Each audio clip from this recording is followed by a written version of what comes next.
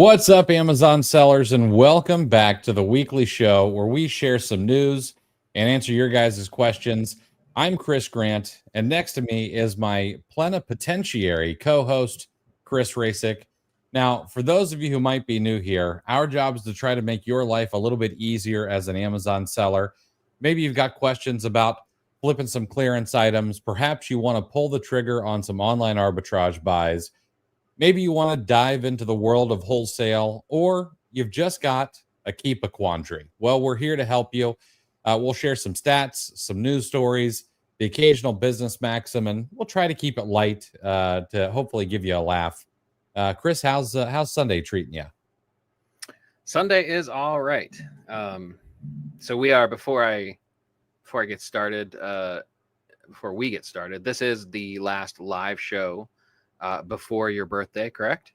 It is, yes. Happy birthday Eve tomorrow. Thank you. Yes, sir.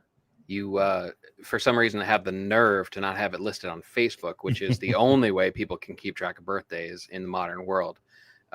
So I had to do a little bit of digging. But yeah, happy birthday, man. Thank you. A day early. Hey, so do you know what a kringle is? A Danish kringle?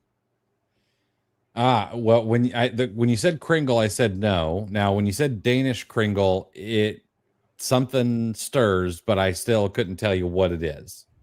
Yeah, you know what? I have, there's a list of things that however much willpower I have, it's invulnerable to, and a Danish kringle is one of them.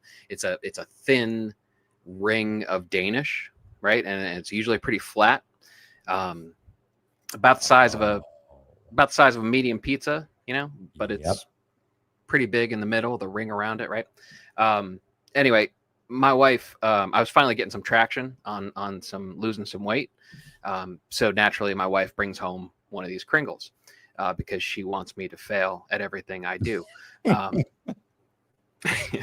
But so my question is, who are the people that buy the almond kringle when you have cheese, the Danish style cheese, you have apple cinnamon, you have raspberry available?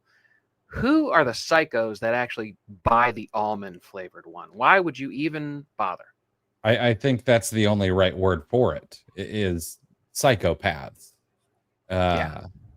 Cheese, first of all, cheese, beautiful, fantastic. Cherry, wonderful. Apple, delicious. I don't know why anybody would choose almond. It's one of the reasons I don't really care for baklava, is because too much almond. Yeah. I just can't. I don't know. I can't envision a scenario where I actually go with the almond unless they're out of the good ones. But yeah, the ones who buy almonds, they do their toilet paper under, they invert their sales rank on their Keepa graphs. Yeah. So anyway, but yeah, happy birthday Eve to you. Thank you. Everyone joining us. We kind of have something big to talk about today, don't we? There's an e-com serial killer on the loose. So I'm not sure if the C-suite at Walmart retail has incriminating photos of the legal team, but something is happening, and the e-com side seems to be taking an absolute beating lately. Now, they're not just shutting down brands, like Walmart is killing off entire categories of products to third-party sellers, and only allowing for brand owners and authorized distributors to continue selling. And of course, they've mentioned new vetted seller whatnot. But in an email that went out, Walmart said only brand owners and authorized distributors will be allowed to sell in newly restricted categories. And the list of documentation required is pure FBA and legalese hell, like chain of title invoices or chain of custody invoices, MOCRA filings, which I didn't even Google, safety docs, 510Ks, CPCs. They seem to be throwing everything they can at this. And they're not stopping. Like, it was beauty and personal care this weekend. But toys under 3, those are also essentially gone. They require every seller to have CPC documentation, and there are rumors of toys over 4 getting into the mix as well. And we thought it was bad when Amazon required CPCs for some toys. Like this is way worse. Ingestibles gone. Pet health out the door. Like if someone touches it, eats it, a kid plays with it, it goes on your body, or in your body, or a pet's body.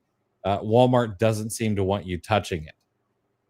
So why does this matter? Number one, the communication.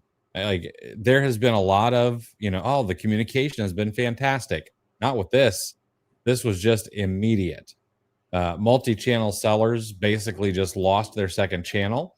A lot of arbitrage sellers, myself included to a small degree. eBay has actually been much, much better. But a lot of arbitrage sellers were hedging their Amazon risk with Walmart, and it seems that hedge just got torched. These new restrictions, like there's no sell-through period, there's no grace period to move inventory.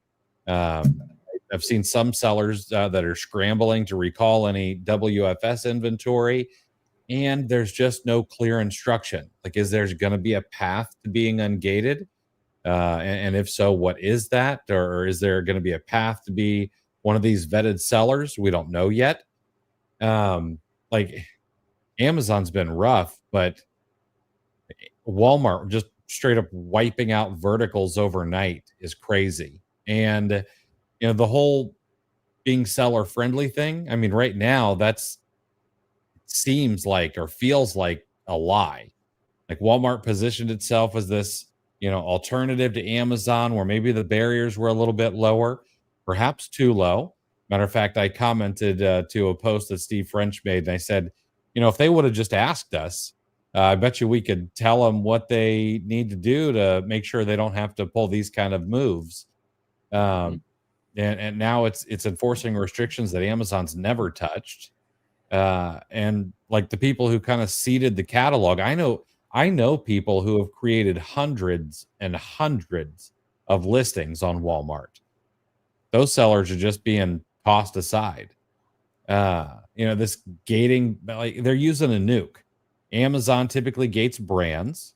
Walmart just nuking these entire categories. Like it seems crazy. So like what do we do? What do sellers do now? I saw reports from a couple of sellers reporting 80% of their Walmart SKUs deleted. One person said over 2,000 SKUs have been gone. I've seen a change.org petition already put up. I've heard of letters going to the executive team already. Like there's no clarity. And Walmart Seller Summit is just a couple weeks away. Like, that is not going to be the vacation some people at corporate were thinking that was going to be. Yeah, boy, this is that's what's so strange. I mean, there's a lot to unpack here. Shout out to at Flippin' 4 Gold.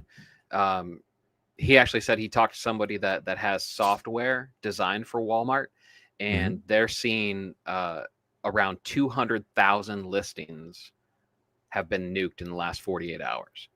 Holy crap. Yeah.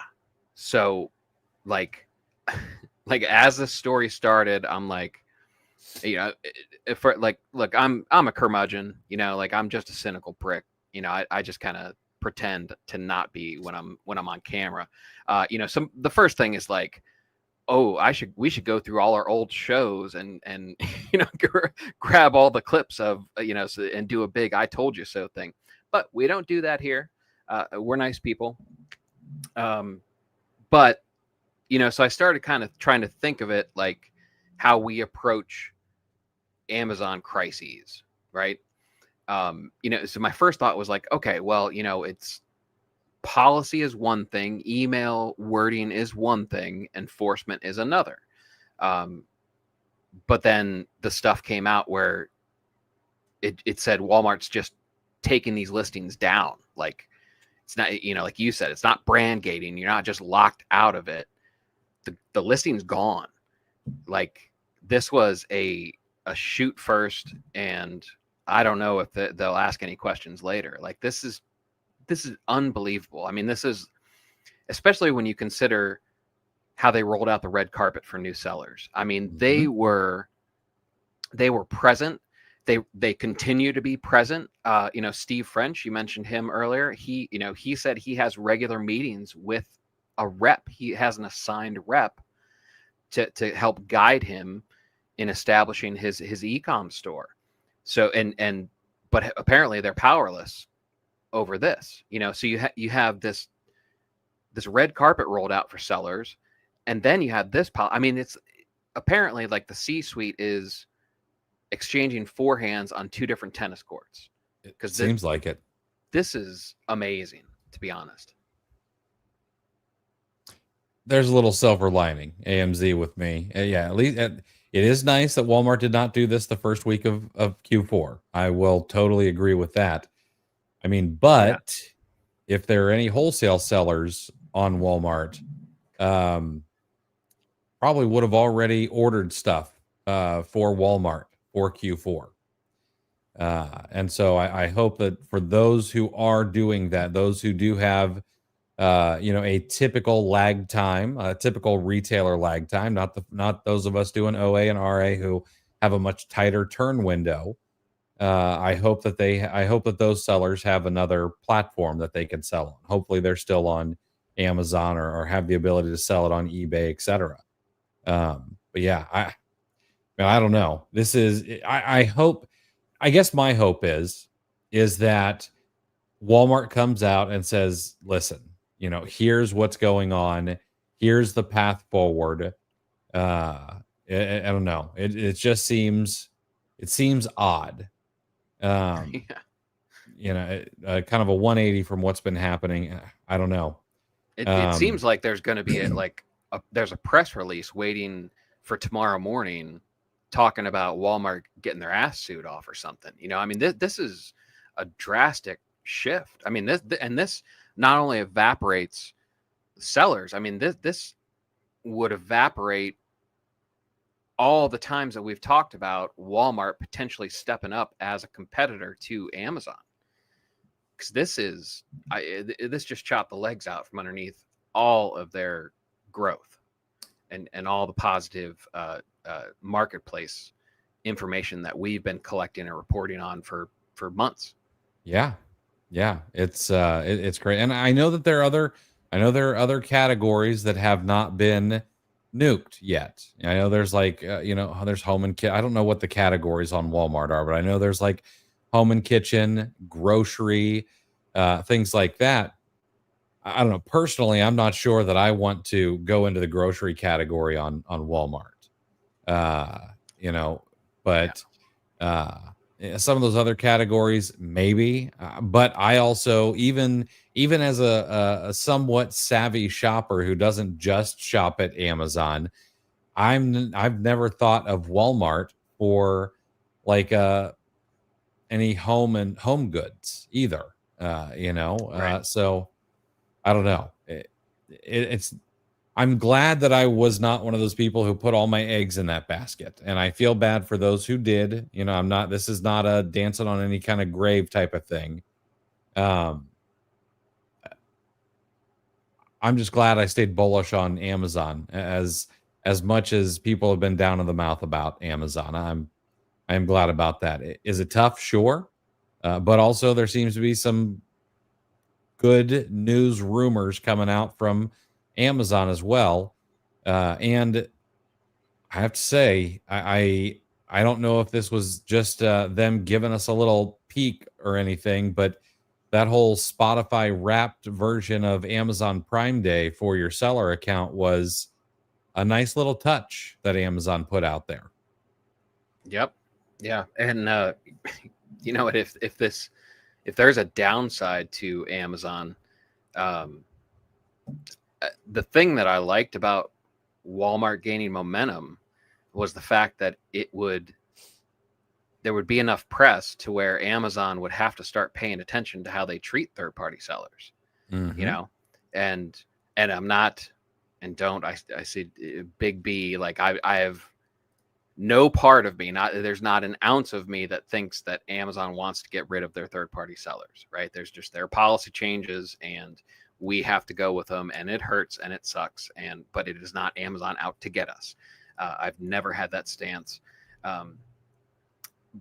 But if there was a competitor gaining steam that Amazon had to start paying attention to, it would have forced some meetings where they talk about what do we do? You know, they would have had to analyze their numbers on third-party sellers, you know, and they do want to be the everything store. They continue to want to be the everything store.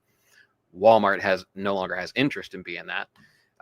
Basically, this has reduced Walmart down to a boutique marketplace from a third-party seller perspective. But that's the part that I don't like. You know, it could have been good for us, for the people bullish on Amazon, if Walmart continued to rack up some steam. But yeah, I agree. We'll see. And hopefully Amazon doesn't get the, I mean, I know they're paying attention. Hopefully they don't get the note that Walmart's doing this. That's my hope. I like to keep them going in the right direction. All right, guys, we want to answer your guys' questions. Unfortunately, we've got a short show tonight because I've got an OA challenge, so we got to get out of here in 10 minutes. So if you do have any questions, drop them in the chat. There's one other thing I wanted to share. I titled this, "Are you lazy? Or are you just thinking about the wrong thing?" I've got a little bit of a personal confession, and I think that a lot of Amazon sellers, a lot of entrepreneurs, heck, maybe just everybody, will kind of resonate with this. But lately, I have found myself putting things off more than usual, like not getting nearly as much done as I know that I can, and just like staring at my to-do lists without actually ticking any of the boxes. Well, this week I accidentally, or maybe serendipitously, stumbled across a reframe that I really needed. And so I figured I'd share it with you guys. It comes from Scott Adams, which is the guy behind Dilbert. I will admit he is not everybody's favorite person, but stay with me for a moment because I thought this insight was kind of solid. So here's his take. All right. His take is, what if laziness isn't about willpower or discipline, but instead it's a thinking habit? Like, what if laziness is just the mental habit of focusing on the effort that something takes instead of focusing on the payoff that comes from doing it? All right. So, and here's how that would actually like work. And then I'll give you some kind of a similarity with something else. But instead of dreading the repricing task, you know, the sourcing session, opening up reimbursement cases, you try to zoom in on the outcome of those things, not the pain, not the process, not the beating your head against the wall, none of that. You only focus on the reward. So I'll give you a couple examples. Like, here's kind of a dumb one, but I need to do laundry. I mean, who doesn't loathe laundry? That stuff sucks. It's never done. But it becomes, well, my favorite shirt will be ready to wear. And the reason I came up with that one is because I seem to have none of my favorite shirts right this moment. And that reminded me, oh yeah, I better do some laundry. I should open up a bunch of cases to recover reimbursements becomes I'll have better cash flow to reinvest into better inventory. I need to source becomes, well, there are future profits that are just waiting for me on digital shelves. So you don't have to tap into motivation because we know motivation comes after the work. It's about harnessing dopamine in the right way. So when you think about the payoff, your brain gives you this little chemical nudge, and that's what gets you moving.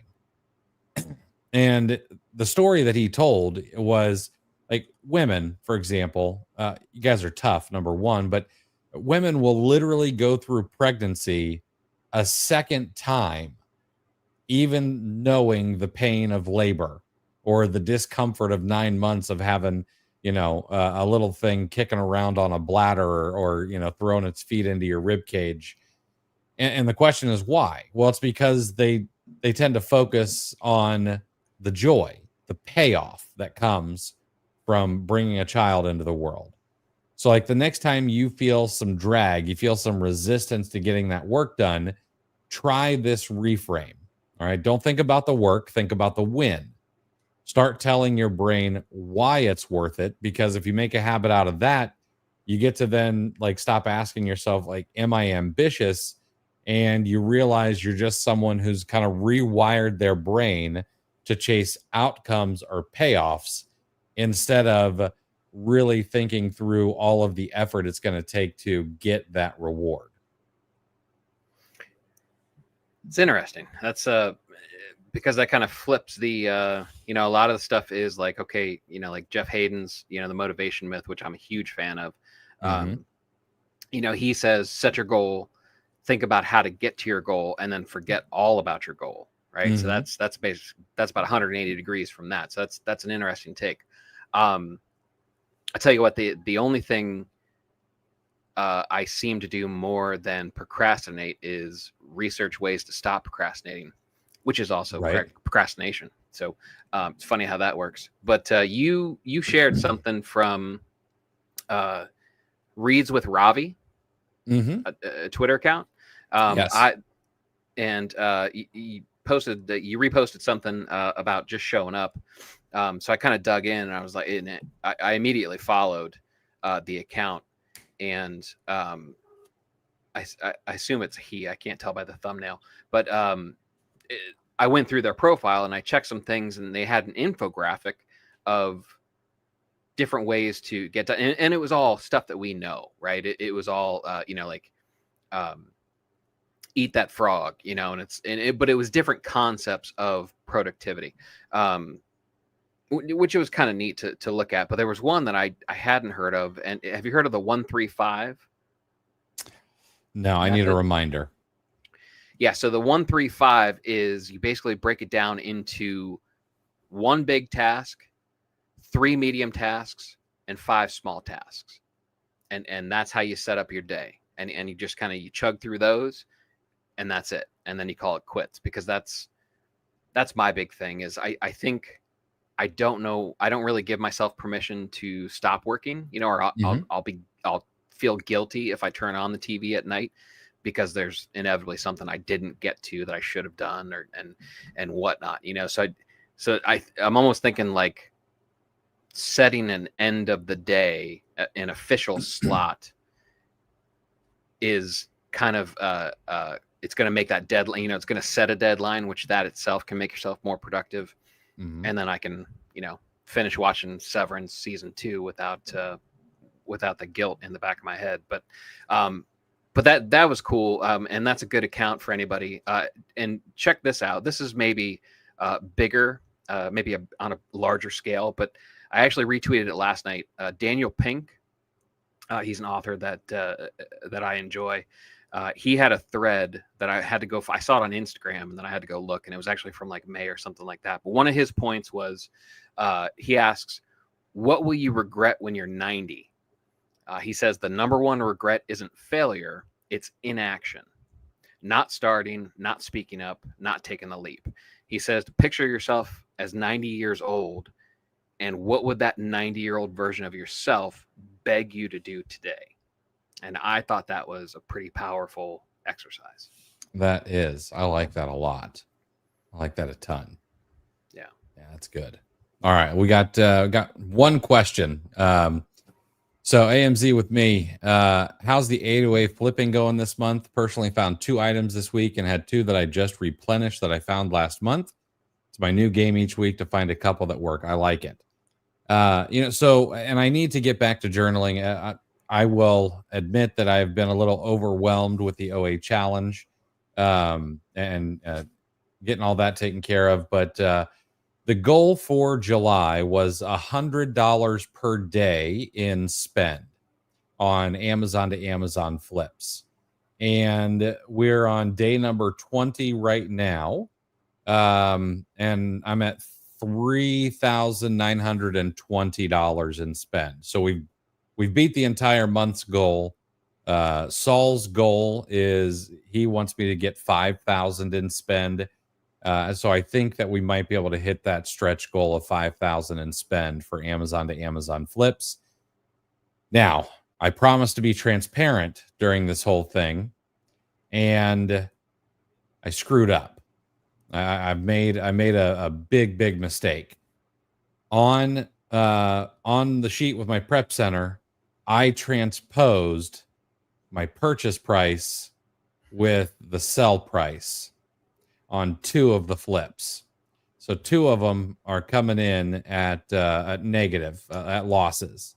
One of them, not a huge deal. It was, it bought it for 7 and sold it for, I don't know, 15. And it really should have sold for like 26. Not a huge deal. The other one was buy for 99, sell for like 189. And I sold it for 99 bucks.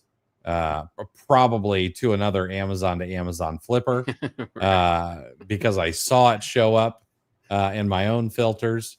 But that led me down the right path of saying, hey, you know what? I need to take a moment and I need to just double check that I have not transposed any more of these.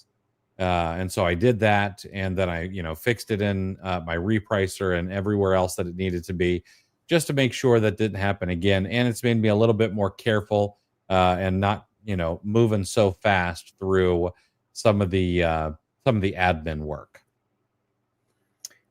I think next month, if you double down on the goal, maybe you should switch it to units. I think you're right. It might be more reps in the long run, especially if you find a bunch of if you set it to like 6 or 9 a day, and then add those total units for the month, that would force you to keep going when you find a good one that's a limit of 3 or something like that. And yeah, you can still cheat, and if there isn't a purchase limit on something, but at least that means you found one good one, and you can't buy $100 product and have that cover 2 or 3 days at a time. Exactly. So, Maurice, we got to go. I know he's got the OA challenge. Maurice, could you make a suggestion as the best way to get knowledge of supplier sales cycles? Number 1, pay attention to the stores that you like, that you have success. You'll end up on their email list. Use a tool like Sales Gazer. You can customize the inbox. They have a whole bunch of different sales. Those can go, that's your inbox, your promo inbox for you. Pick the stores that you like, that you want to learn, and those will automatically filter in. Just make a habit of checking it on a regular basis. You'll get a feel for sales cycles that way. And then number 3, there's a site called mill.com. They have archived versions of promo emails. So you can actually go and you can look up, like, okay, it's getting to be August 1st. What did this site do around early August of 2024? They actually have archived emails that you can look at, and a lot of the sales tend to be the same, and you can kind of target big sales from certain retailers. It's a great site. So go that route, and you'll be dangerous in no time. Mm-hmm. Hey, Warner, what's going on, man? Good to see Fields of Profit in here. I'm going to answer these ones really quick here. Okay. Potato, don't you get in trouble doing A2A if buying from an unknown third-party seller? If they're FBA, you're probably okay. Those Amazon invoices tend to do the trick. You still probably want to be careful. Don't buy from the person with a 30% feedback rating. And that's coming from people who are a lot smarter than me and a lot bigger sellers than I am. So I'm taking them for their word there. Tiffany, my account's been suspended on Walmart because my friend and I have the same address. Any advice? I would go into, if you're still able to, go into the Walmart Education Center. They have information. I was just reading it today because there's a little discussion about what retail arbitrage is on Walmart, and some people think retail arbitrage is against the rules. And anyway, they will tell you how to build plans of action and stuff like that. And you're probably going to need to submit a plan of action to them. So, all right, guys, we got to wrap it up there. I got 1 minute to showtime. We'll see you guys on Wednesday. Until then, I hope you guys sidestep any e-com serial killers, and we'll check in with you on Wednesday. All right. Have a great week, everybody.